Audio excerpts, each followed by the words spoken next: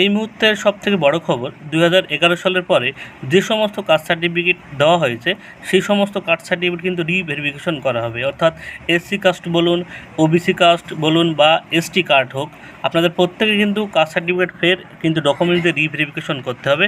অর্থাৎ আপনি caste certificate কি লিগালভাবে করেছেন নাকি ইনলিগালভাবে করেছেন তার জন্য কিন্তু নোটিশ জারি করা হয়েছে সরকারের পক্ষ থেকে। প্রত্যেক জেলা শাসকের কাছে কিন্তু নোটিশ দেওয়া হয়েছে যে সমস্ত কাস্ট সার্টিফিকেট 2011 সালের পরে হয়েছে সেই সমস্ত কাস্ট সার্টিফিকেট কিন্তু রিভেরিফিকেশন করতে হবে।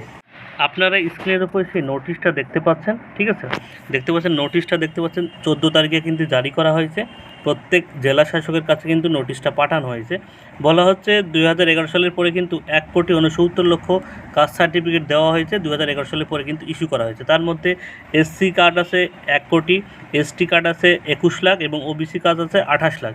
তার মধ্যে দুয়ারেশ্বর ক্যাম্পে কিন্তু দেওয়া হয়েছে 47.80 লাখ কাস্ট সার্টিফিকেট, ঠিক আছে। এই সমস্ত কাস্ট সার্টিফিকেট কিন্তু ফের রিভেরিফিকেশন করতে হবে।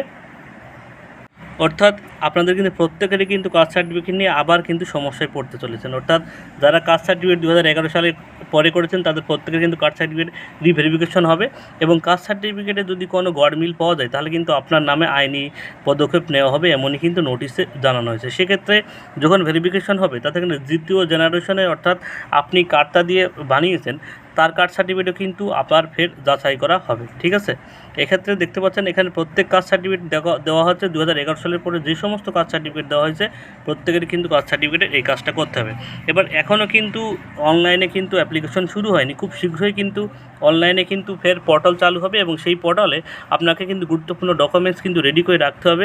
সেক্ষেত্রে কী কী ডকুমেন্টস রেডি করে রাখতে হবে সে কিন্তু এখনও কিছু বলা হয়নি।